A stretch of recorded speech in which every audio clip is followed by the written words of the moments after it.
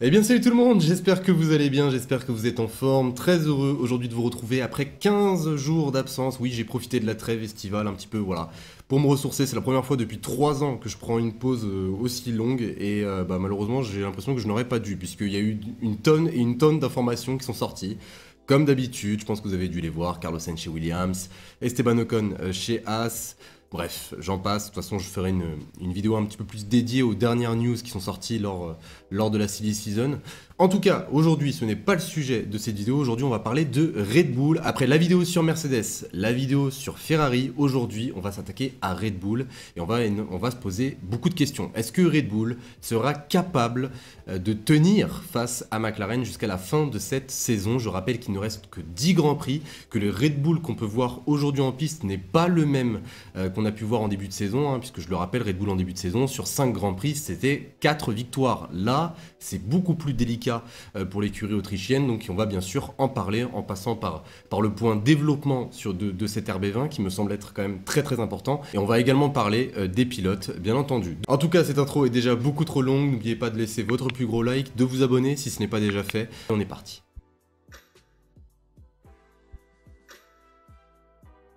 Alors commençons par le point développement, le point le plus important, puisque oui, une voiture se développe au fur et à mesure de la saison, et il ne faut surtout pas se tromper, puisque par la suite, eh bien, tu risques forcément de perdre une certaine avance sur la concurrence, et ça a été le cas cette saison pour Red Bull. Aujourd'hui, McLaren est devenue l'écurie dominante en 2024.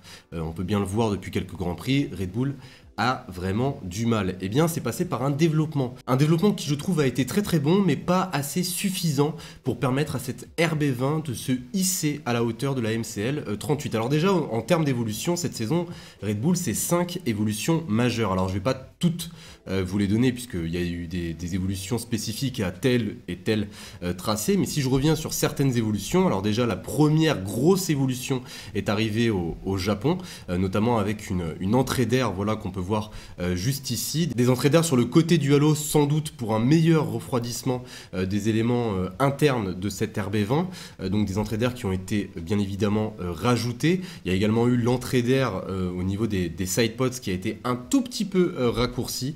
Voilà, en termes d'image, je pense que là on a à peu près tout ce qu'il nous faut. À gauche, l'ancienne configuration, à droite, la nouvelle, avec, comme vous pouvez le constater, des entrées d'air qui ont été rajoutées, encore une fois, pour un meilleur refroidissement. Vous allez voir que le mot refroidissement va revenir plusieurs fois lors de cette vidéo, puisque ça a été, et ça l'est toujours d'ailleurs, l'un des problèmes majeurs de cette RB20 lors de cette saison 2024. À Miami, eh bien, on a changé le fond plat de cette RB20, un changement de fond plat qui est à peu près similaire, un fond plat pratiquement similaire à l'ancien, sauf qu'il était plus léger, voilà, pour faire perdre un petit peu de poids à cette monoplace.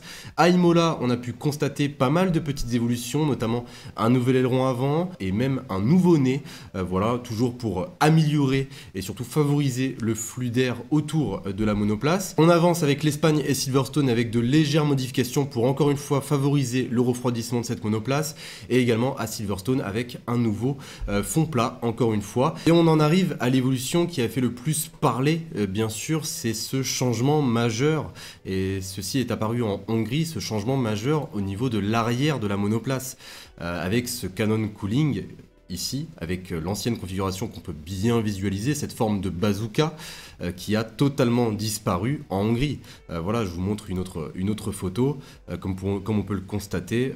Ça, c'était les deux images ont été prises en Hongrie, puisque Sergio Pérez était sur l'ancienne configuration et Max Verstappen sur la nouvelle configuration. Un changement majeur à l'arrière de la monoplace. On revient à un système un petit peu plus basique, un système que les autres écuries utilisent, et surtout un système qui pourra peut-être te servir sur des circuits un petit peu plus courts, voilà, où la vitesse de pointe n'est pas forcément nécessaire. C'est d'ailleurs pour cela que Red Bull est parti sur ce type de configuration. Vous savez, ce changement a été quand même assez violent, puisqu'il va totalement changer la manière dont l'air va circuler à l'arrière de la monoplace, et va également changer le comportement de la monoplace, puisque oui, ces deux configurations, et c'est d'ailleurs pour cela qu'on a pu voir Max Verstappen utiliser cette configuration configuration en Hongrie et revenir à l'ancienne configuration en Belgique. Sur des circuits où il faut une très très grosse vitesse de pointe, on va un petit peu plus partir vers cette configuration puisque l'appui va être un petit peu moins nécessaire.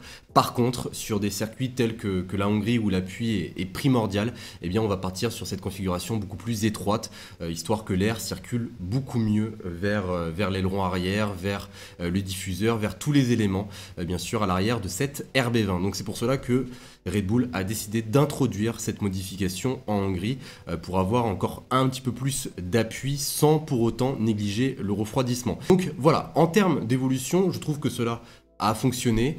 Bien sûr que ce n'est pas la Red Bull aussi dominante qu'on a pu voir lors des années précédentes, mais quand même, c'est une Red Bull qui fonctionne, c'est une Red Bull qui est rapide.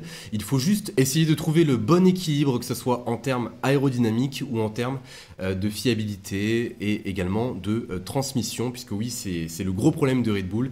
Red Bull a du mal à trouver cet équilibre qui va leur permettre de passer, encore une fois, un autre cap dans leur développement. Donc voilà, Red Bull, pour ma part, et c'est une question également que je me suis posée, Red Bull n'a pas atteint, vous savez, ce fameux plafond de verre qu'on imaginait. La preuve, McLaren est devant aujourd'hui. Donc Red Bull a encore une marge de progression. Donc maintenant que je vous ai parlé des évolutions, eh bien, quelle est la solution? Eh bien, c'est extrêmement simple. Il faut poursuivre le développement de cette RB20 comme Ferrari, par exemple, est en train de le faire.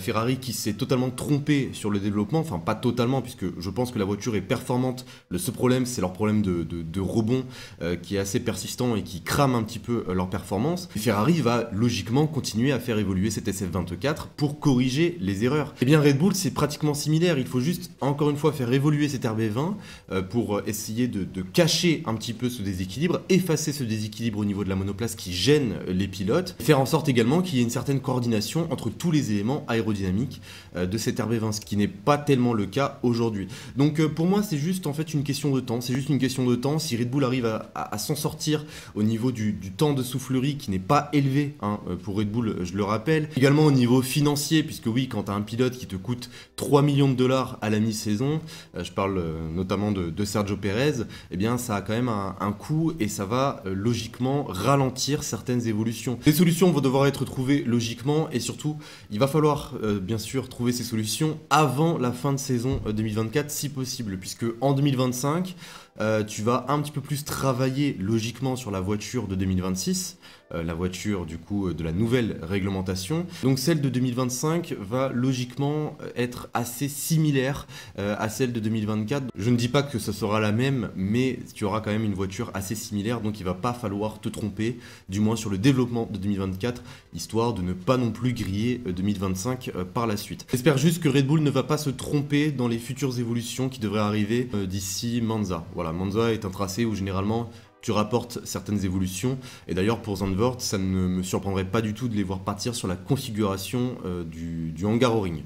Voilà, un circuit assez court, où il faut quand même un certain appui. Maintenant qu'on a parlé du développement de cette RB20, parlons très très brièvement des pilotes. Déjà concernant le classement des pilotes, et là c'est une vraie question que je vous pose, voilà, j'attends vos avis dans les commentaires, puisque moi je n'arrive toujours pas à me décider. Il reste 10 Grands Prix. Concernant le classement pilote, Max Verstappen a 78 points d'avance sur Lando Norris. Concernant le classement constructeur, Red Bull a 42 points d'avance sur McLaren. Là, je vois deux scénarios totalement différents concernant le pilote et le constructeur. Déjà, concernant le pilote, si je devais, entre guillemets, vous donner un pourcentage, d'ailleurs, je vous invite à me donner le vôtre dans les commentaires, je mettrais... Allez, un 80% Max Verstappen, un 20% Lando Norris. Pourquoi 80% Max Verstappen, 20% Lando Norris? Déjà, il y a un écart. Alors certes, ce n'est pas un énorme écart, et cet écart peut être réduit très très fortement si jamais, on ne sait pas ce qui peut se passer, Max Verstappen a un problème de fiabilité, ou que Red Bull ne s'en sort pas, par exemple sur un Grand Prix de deuxième partie de saison. On a bien pu le constater lors des années précédentes, il y a toujours le petit faux pas à Singapour qui leur fait très très mal. Donc on ne sait pas ce qui peut se passer, mais je garde quand même cet écart en tête, cet écart de 78 points. Et également là où je vais mettre Max Verstappen en tant que favori, c'est dû à son expérience. Il est 3 fois champion du monde, et c'est dû également à son concurrent direct, Lando Norris. Avec tout le respect que j'ai pour Lando Norris, vous savez très bien pour ceux qui suivent la chaîne à quel point j'aime beaucoup ce pilote et que je le défends systématiquement, même quand il est en tort par moment. Je sais pas s'il sera capable d'aller chercher Max Verstappen. Pour moi, la tâche me semble quand même assez délicate. C'est vrai que Lando Norris est un pilote extrêmement performant. Ses derniers relais en piste à chaque Grand Prix, c'est juste grandiose. Il a une très très bonne voiture entre les mains. Et je trouve que c'est encore une fois un petit peu tôt. C'est la première fois de sa carrière qu'il peut potentiellement se battre pour un titre.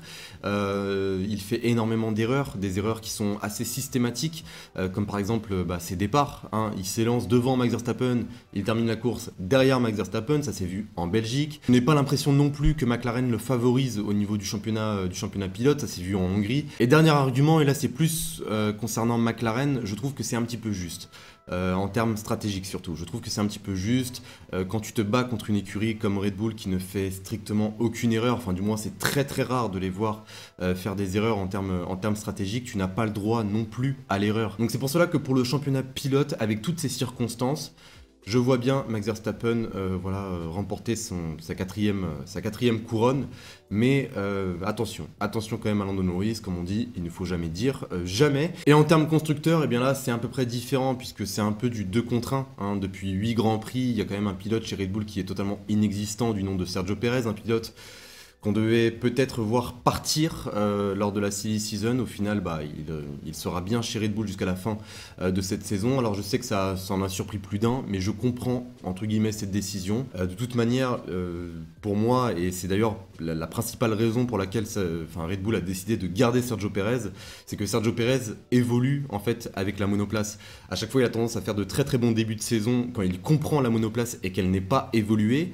Une fois que les premières évolutions arrivent, et bien là, il ne s'en sort plus du tout, c'est le cas aujourd'hui.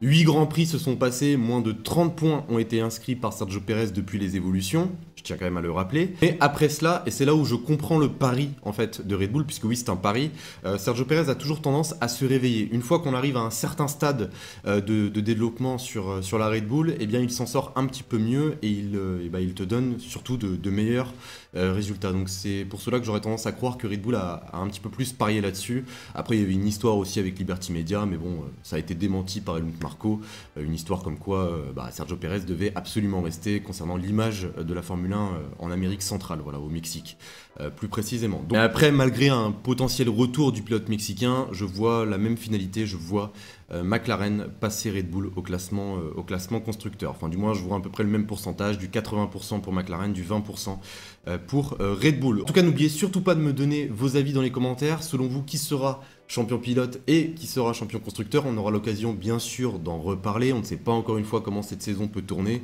Il y a également d'autres menaces, la menace Mercedes, la menace de Ferrari qui pourrait revenir, Ferrari dont on attend des évolutions du côté de Monza, une évolution au niveau du fond plat pour corriger ce problème de rebond. On aura l'occasion bien évidemment d'en reparler. Sur ce, j'espère que cette vidéo vous aura plu. C'est le cas, n'oubliez pas de la liker, de vous abonner si ce n'est pas déjà fait. On se retrouve très vite pour une nouvelle vidéo. Prenez soin de vous. Salut.